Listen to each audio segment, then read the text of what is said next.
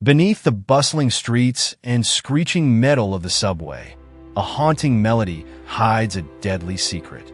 Once a celebrated violinist, Thomas Grant now plays for strangers, until one mysterious woman unravels a past filled with betrayal, murder, and a truth too dangerous to stay hidden. This is the story of how music became the key to unlocking dark secrets buried beneath the subway. Hi everyone, welcome to Life Flow, where every story brings a new perspective. Let's get started. The subway hummed with its usual buzz, a combination of screeching metal, rushing air, and the distant murmur of countless conversations. Amid this cacophony, one sound stood out, a melody that wove itself through the noise, capturing the attention of passing commuters. It was a violin played with such sorrow and precision that it seemed to pause time, if only for a moment.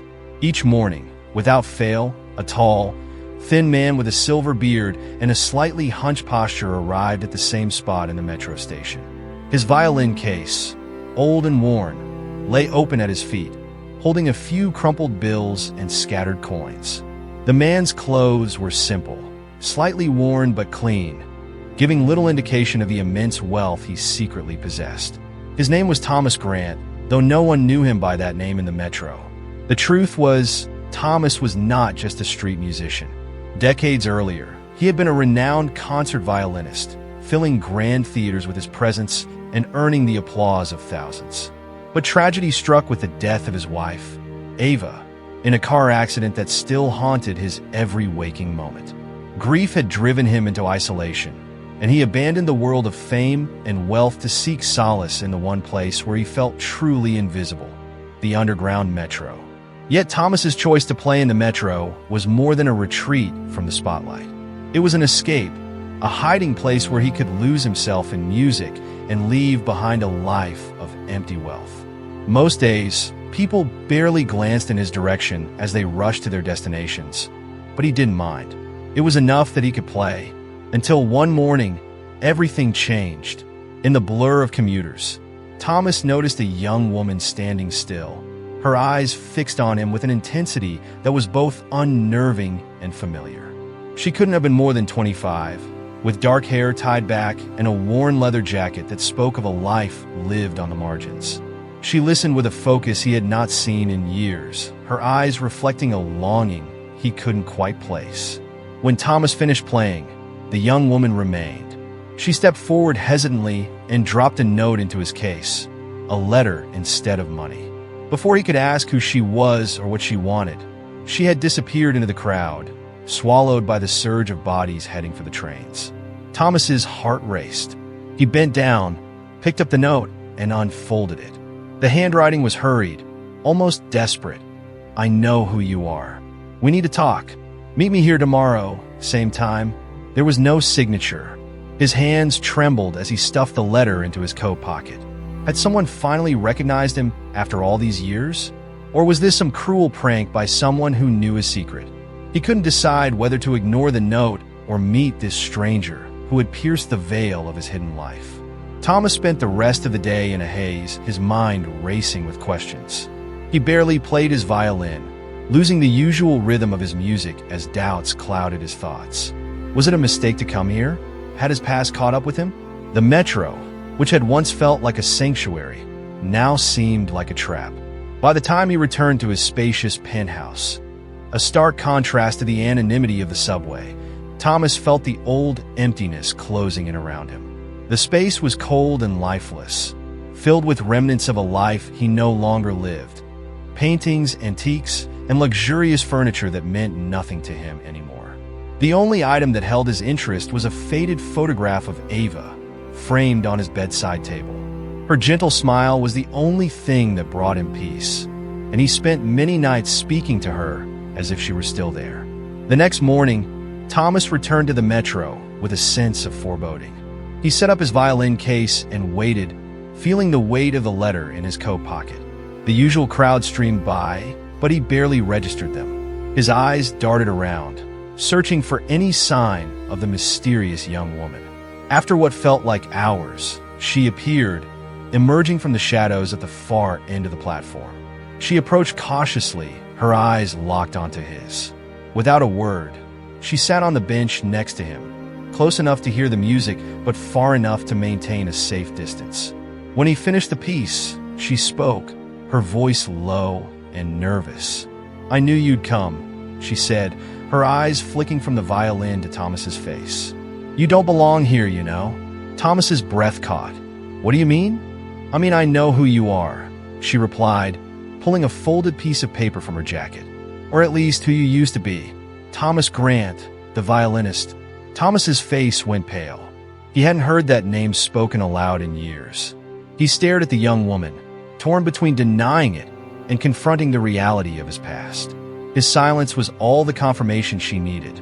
"I have something you need to see," she said, her voice trembling. "Something about your wife." Thomas's breath caught at the mention of Ava, his late wife.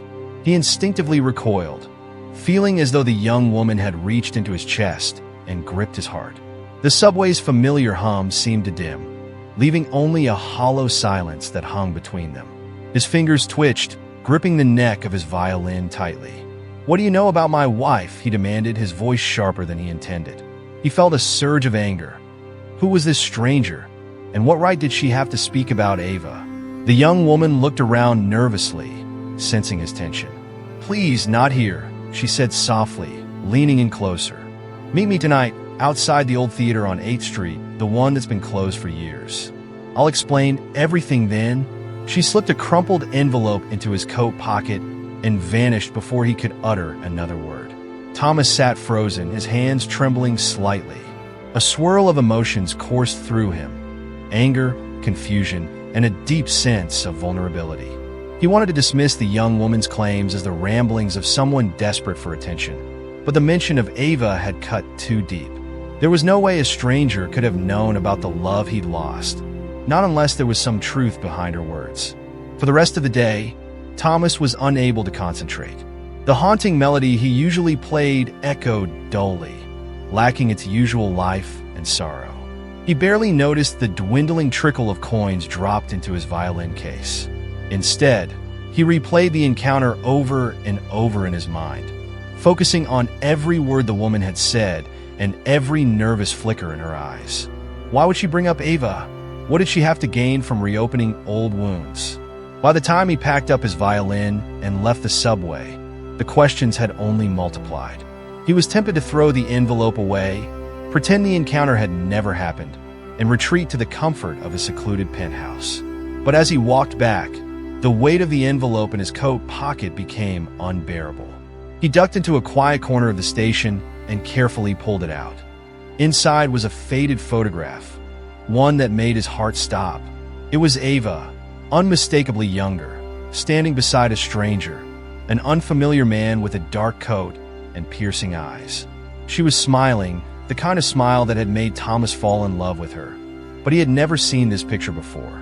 His hands shook as he examined the back, where a handwritten date read, May 16, 2001, a year before her death. Below the date were two cryptic words, "Trust me." Thomas's heart pounded as he flipped the photograph over again, staring into Ava's eyes. What had she been doing with this man? Who was he?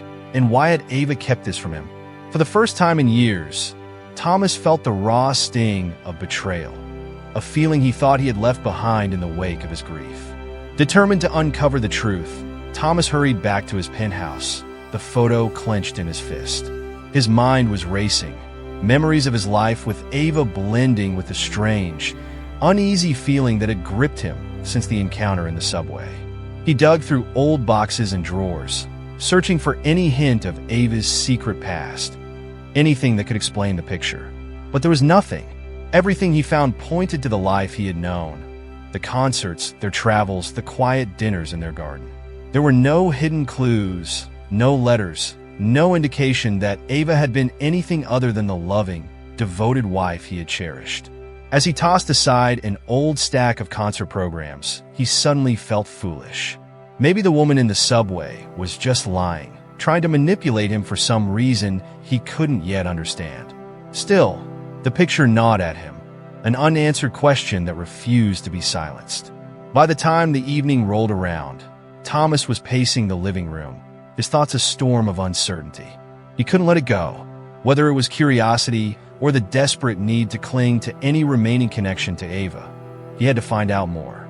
The clock struck 7 as he left his apartment, the evening air crisp and cold. The streets were almost empty as he made his way to the abandoned theater on 8th Street.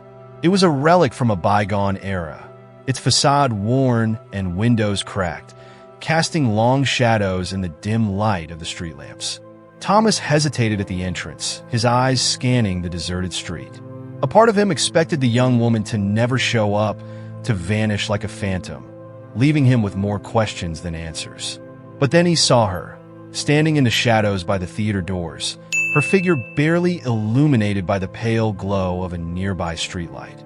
She stepped forward, and in her hand, she held another envelope. "Thank you for coming," she said, her voice barely audible over the rustling wind. "I know you have questions, and I promise I'll answer them. But first, you need to see this."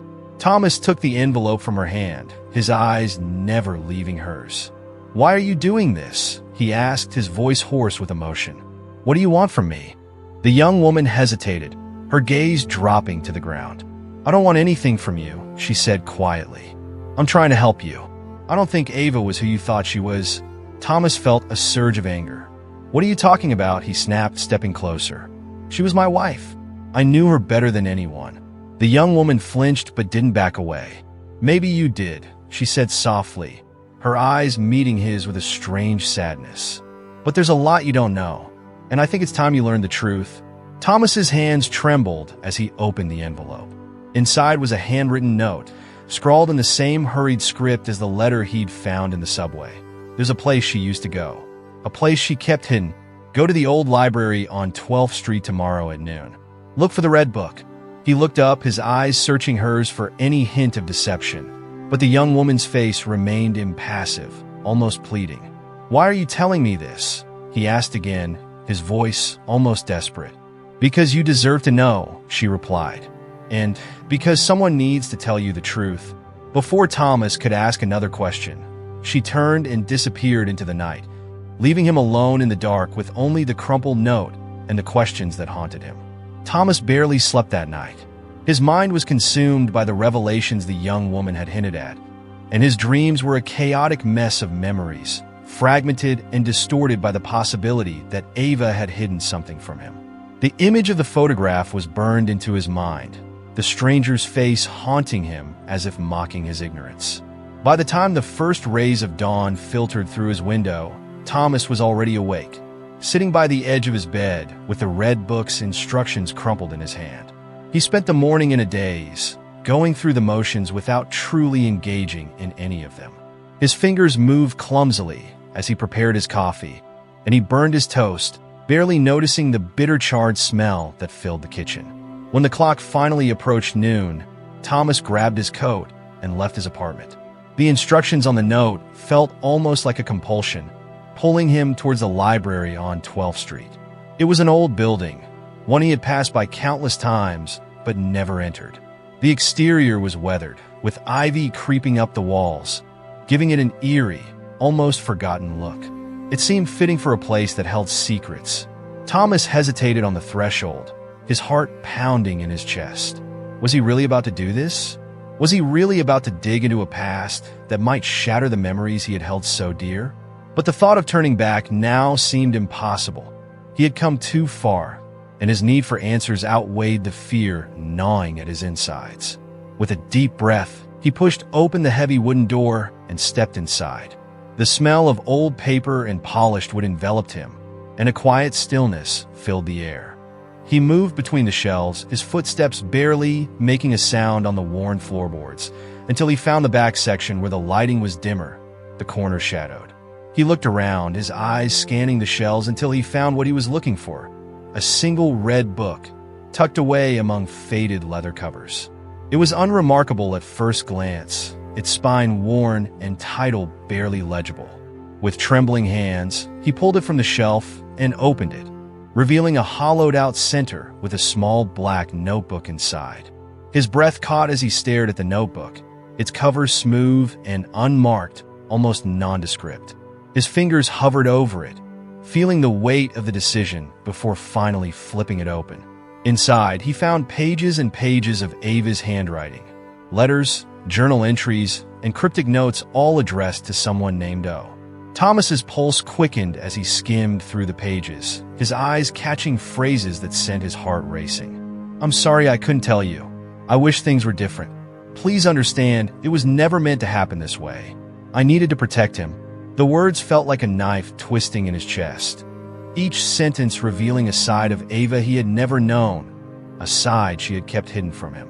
The deeper he read, the more it became clear that Ava had been leading a double life.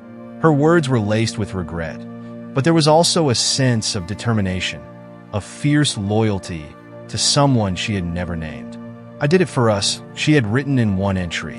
"I did it to keep him safe." But who was O? Was it the man in the photograph? Thomas's thoughts spiraled as he continued to read, searching desperately for a clue, a name, anything that would make sense of the tangled web of secrets he had uncovered. He barely noticed the time passing, the minutes turning into hours as he sat hunched over the red book in the shadowed corner of the library. Then, at the bottom of the notebook, he found a final letter folded and tucked between the last two pages. It was different from the others, almost as if it had been left there intentionally, waiting to be discovered. With trembling hands, he unfolded the yellowed paper and began to read. "Thomas, if you're reading this, then I'm gone. I never wanted to leave you without answers, but some truths are too dangerous to speak aloud. You were the best thing that ever happened to me, and I hope you can forgive the lies I had to tell. There were forces I couldn't fight, secrets that had to stay buried, for your safety and for mine. I only hope you can remember me as I was, the woman who loved you more than anything. But if you're searching, go to the old cafe by the river. You'll find what you're looking for there. With all my love, Ava." Thomas's hands shook as he finished reading, the final words blurring as tears filled his eyes. He had never doubted Ava's love, not for a second, but now he was faced with the possibility that everything he knew about her was a lie. He felt a crushing sense of loss, not just for the woman he had loved, but for the life they had built together, a life that seemed to be unraveling with every discovery. He slipped the notebook back into the hollowed-out red book and left the library, his mind a whirlwind of emotions. The old cafe by the river was a place he hadn't visited in years, not since Ava's death. It was where they had first met, where they had shared their dreams and laughed over cups of strong coffee. He hadn't been able to face it after she died. It had been too painful, too full of memories he couldn't bear to relive. Now, however, he had no choice. The cafe was his only lead, his only chance to find the truth about Ava's secret life and the mysterious man who seemed to have been part of it. He walked through the city streets, the weight of the notebook heavy in his coat pocket, and made his way to the riverbank, where the old cobblestones led him to the cafe's worn facade. It looked almost the same as he remembered, small, cozy, with ivy growing over the stone walls. The sign was faded, barely legible, and the windows were dimly lit from within. Thomas pushed the door open, a bell tinkling above his head, and stepped inside. The air was thick with the smell of coffee and nostalgia, and he half expected to see Ava sitting at their favorite corner table, smiling up at him with that mischievous glint in her eyes. But the cafe was empty, save for a single envelope resting on the table by the window, the very table where they had spent countless evenings together. His heart raced as he crossed the room, his footsteps echoing in the stillness, and reached for the envelope. It was addressed simply to Thomas. His hands shook as he opened it, revealing another photograph, this one of Ava, holding a child he had never seen before. The child's face was turned away, hidden in the crook of her arm, but the sight of Ava cradling the infant sent a shockwave of confusion and anguish through Thomas's chest. There was a note attached to the back, written in Ava's elegant script, "Forgive me." Thomas sank into the chair, staring at the photograph, his world collapsing around him. He had never known about a child. If it was Ava's, why had she kept it a secret? And who was the father? Suddenly, he felt a presence behind him. He turned quickly, his breath catching in his throat as the young woman from the subway stepped out of the shadows. She was holding a small, worn diary, her expression somber but resolute. "Now you know," she said quietly, her voice barely above a whisper. "There's so much more you need to understand. And it starts with this." She held out the diary, and Thomas took it with trembling hands, knowing that whatever lay within its pages would change everything he thought he knew about his wife, about Ava, the woman he had loved and lost. Thomas's hands were trembling as he accepted the worn diary from the young woman. The weight of it was heavier than its size, as if the secrets within were pressing down on his very soul. He took a deep breath and looked up at her, searching for answers in her eyes, but she merely gestured towards the empty chair across from him. "Sit," she said softly, her voice carrying a strange, quiet authority. "We have a lot to discuss." Thomas hesitated, his heart pounding in his chest, but he finally lowered himself into the chair, the diary resting between them on the table like a fragile truce. The young woman's eyes were intense, focused, and he couldn't help but notice the hint of sadness that lingered there. "Who are you?" he asked, his voice barely more than a whisper. "What do you know about Ava? And what does this," he gestured towards the diary, "have to do with me?" She didn't answer right away. Instead, she glanced at the photograph he had found, the one of Ava holding a child. Her gaze softened, and she reached out, almost as if to touch the picture, but stopped herself. "My name is Elaine," she said at last, her tone careful, deliberate. "And I'm the daughter of someone Ava loved very much, someone she swore to protect at all costs." Thomas's breath hitched. "Ava's daughter? That's impossible," he stammered. "She never had children. She would have told me." Elaine shook her head, a sad smile playing at her lips. "She didn't tell you because she couldn't," she said gently. "Because it wasn't safe. For her, for you, or for him." Thomas's mind was spinning, his thoughts racing in a desperate attempt to make sense of what he was hearing. "For him?" he repeated, his voice strained. "Who's him?" Elaine's expression hardened slightly, as if she were steeling herself for the next revelation. She placed her hand over the diary, fingers splayed protectively over the worn cover. "This diary," she said, her voice low and firm, "belongs to the man Ava loved before you. A man named Oliver, who was my father." The world seemed to tilt on its axis, and Thomas felt as if the ground had been pulled out from under him. Oliver. He had never heard that name before. It felt foreign, yet somehow it sent a chill down his spine, as if it had been haunting the shadows of his memories all along. "I don't understand," Thomas said, his voice trembling. "Why would Ava have kept this from me? Who was this Oliver, and why did she lie to me about her past?" Elaine took a deep breath, her gaze unwavering. "Because Ava was trying to protect you," she said. "My father was involved in something dangerous, a secret that put everyone close to him at risk. Ava was part of that life before she met you. And when she fell in love with you, she did everything she could to distance herself from it. She thought she had escaped, but she never truly could." Thomas shook his head, trying to grasp the enormity of what Elaine was telling him. "What kind of secret?" he asked, his voice barely audible. Elaine hesitated, then opened the diary to a marked page. She slid it across the table, and Thomas's eyes fell on Ava's handwriting. A series of hurried, frantic entries detailing meetings, secret locations, and names he didn't recognize. But one phrase stood out, scrawled in the margins in bold, desperate letters. "They can never know about Oliver. It would destroy everything. She was hiding him," Elaine said, her voice a mix of sorrow and urgency. "After you two got married, Oliver reached out to her. He needed help, and she couldn't turn her back on him, even though she loved you. She thought she could manage both worlds, keep you safe and help him at the same time. But it was a dangerous gamble, and it eventually caught up to her." Thomas's mind was reeling. He felt as if he were drowning, caught between the love he had known and the love Ava had hidden from him. "You're saying she had a child with this man? That you're—" "I'm not Ava's daughter," Elaine interrupted quickly. "I'm Oliver's daughter. Ava was like a second mother to me after my real mother died. She took care of me when my father couldn't, when his life became too dangerous. She did everything she could to keep me safe, even if it meant lying to you." The truth hit Thomas like a physical blow. He had loved Ava, believed in the purity of their relationship, only to discover that she had been living a double life, hiding a past that had never truly been buried. "Why are you telling me this now?" he asked, his voice filled with pain.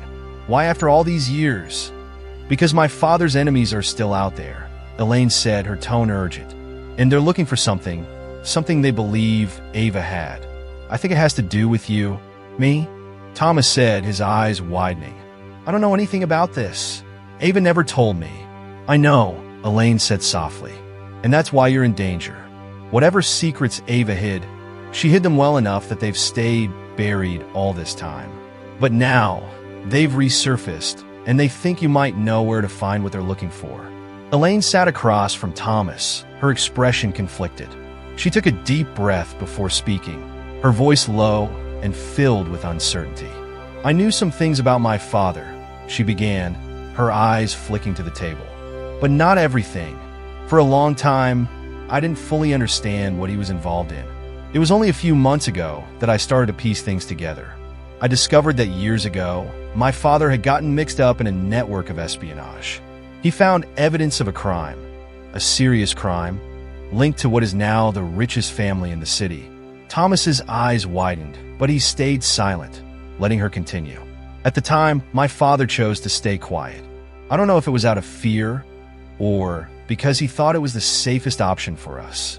But as I dug deeper, I realized that he didn't just walk away. He hid the proof.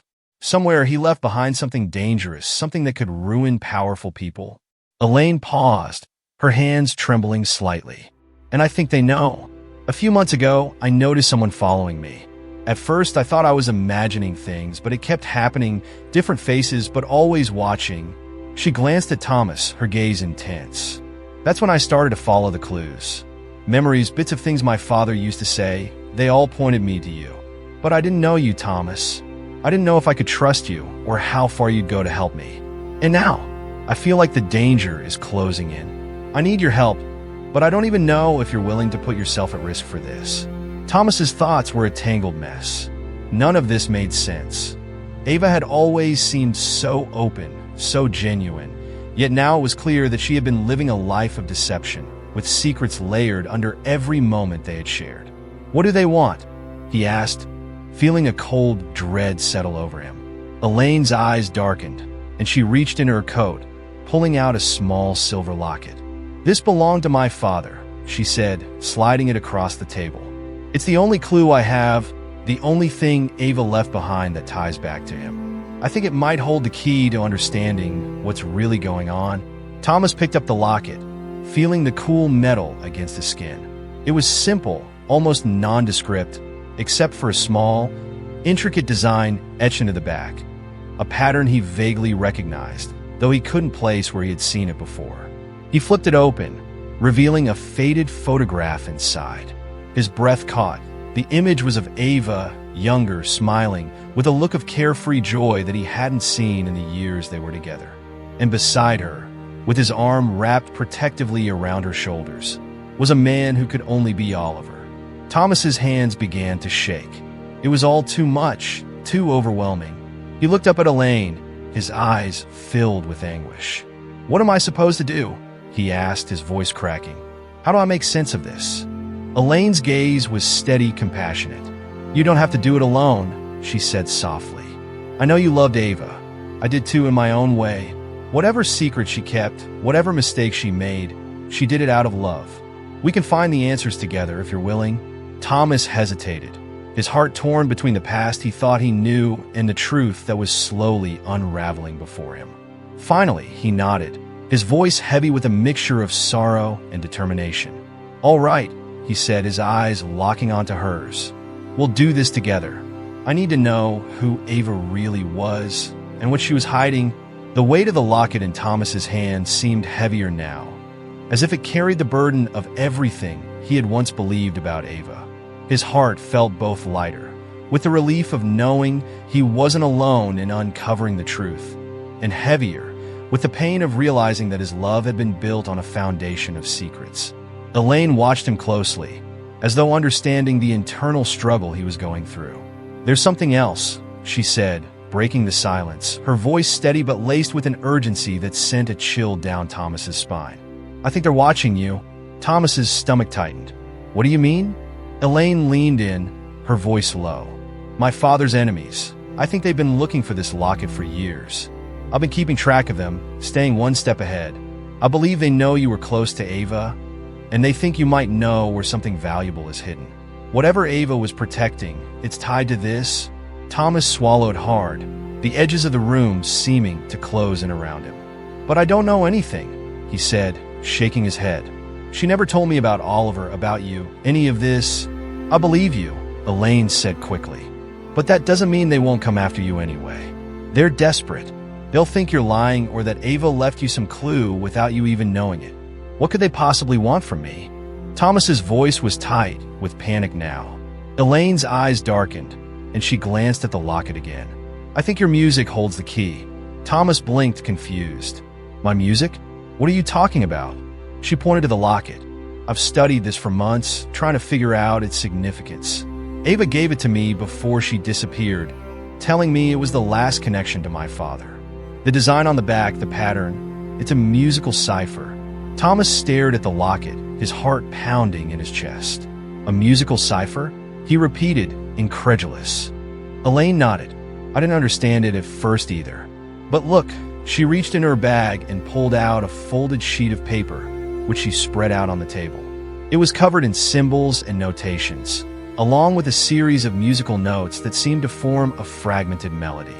It's incomplete, she said, pointing at the notes.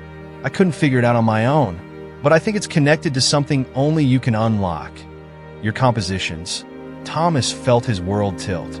His compositions?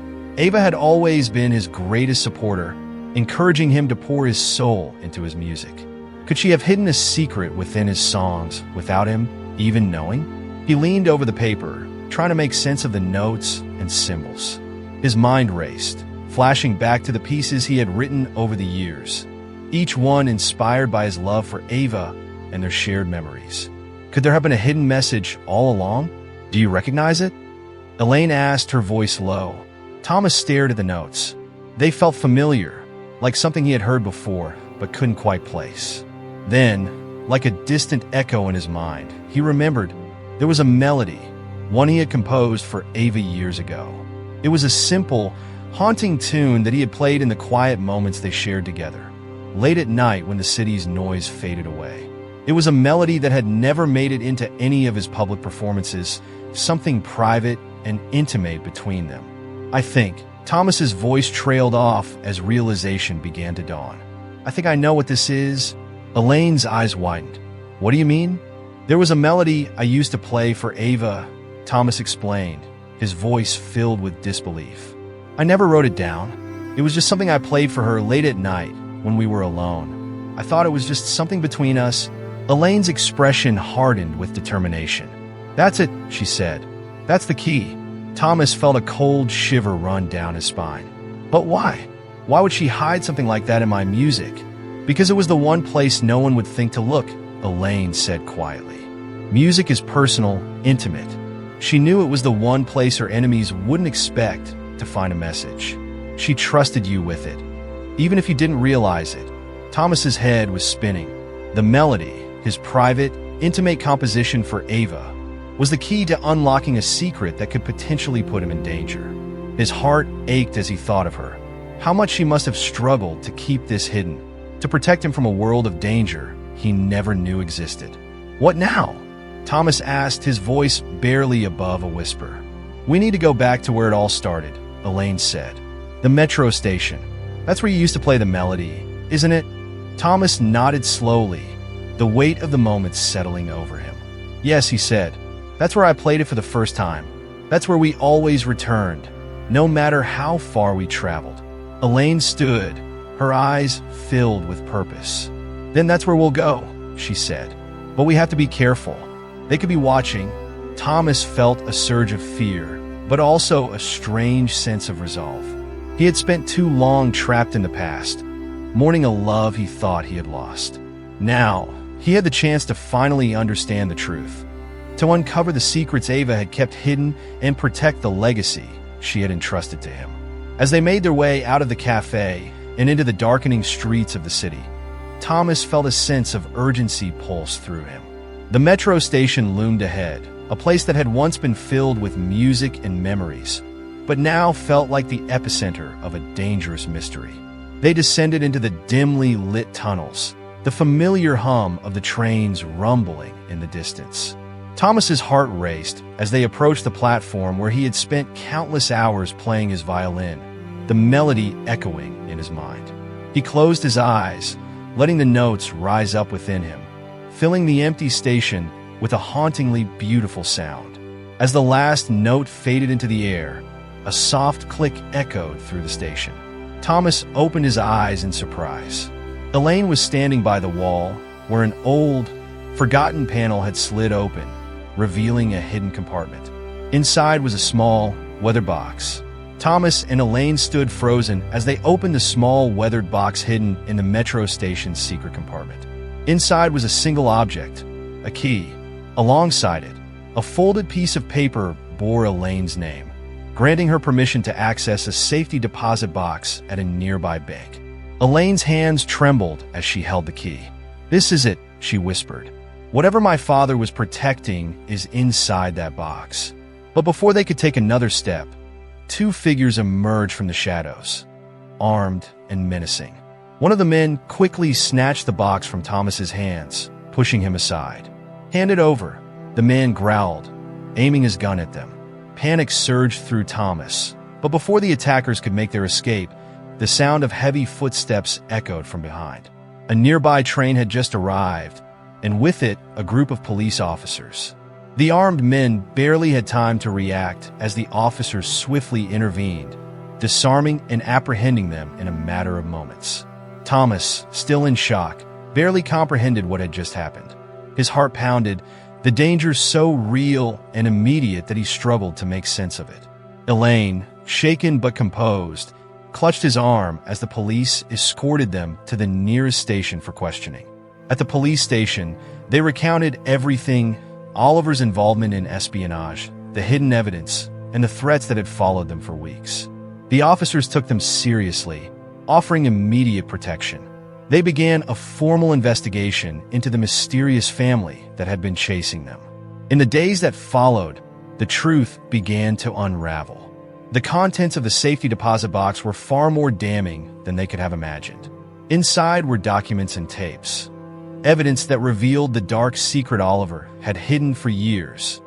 The powerful patriarch of the city's wealthiest family had murdered his own wife. The proof was irrefutable, and it was clear that he had been hunting Oliver, and later Elaine, to silence the truth once and for all. The revelations caused a media frenzy. The family, which had lived above suspicion for decades, was now at the center of a scandal that shocked the entire city. Under mounting pressure and the weight of the evidence, the patriarch was arrested and later convicted for his crimes. His years of plotting to erase the truth had finally come to an end. Despite the whirlwind of events, Thomas remained quiet, processing the chaos that had pulled him into a world of danger he never imagined. Yet, amid the revelations and the closure of the investigation, something greater than justice lingered in his heart, an unresolved sense of loss and betrayal. A week later, on a quiet afternoon, Thomas and Elaine found themselves standing before Ava's grave. The wind was soft, carrying the scent of the earth as they both stared at the engraved stone. Thomas knelt down, placing a single white rose at her headstone. The memories of their life together, and the secrets she had carried, felt both heavy and distant. "I never really knew her, did I?" Thomas murmured, his voice filled with a bittersweet sadness. Elaine, standing beside him, placed a gentle hand on his shoulder. "She loved you, Thomas. In her own way, she was trying to protect us both." Thomas nodded, wiping a tear that threatened to escape. "I know," he whispered, "but I still wish things had been different." They stood in silence for a while, the weight of their shared past finally starting to lift. Ava's secrets had been buried for too long, but now, with the truth out in the open, Thomas could finally let go. He had helped bring justice, not only for Elaine and her father, but also for Ava, whose love had been caught between two worlds. As they left the cemetery, the sun dipped low on the horizon, casting a golden light over the graves. Thomas took one last look at Ava's resting place, a quiet sense of peace washing over him. He had been given the chance to know her final truth, and now it was time to move forward, just as she would have wanted. As the final note fades and the mystery unfolds, the truth comes at a price. Secrets never stay hidden forever, especially when the music plays on. Thanks for joining us on this journey through murder, mystery, and music. Stay tuned for more tales from the shadows.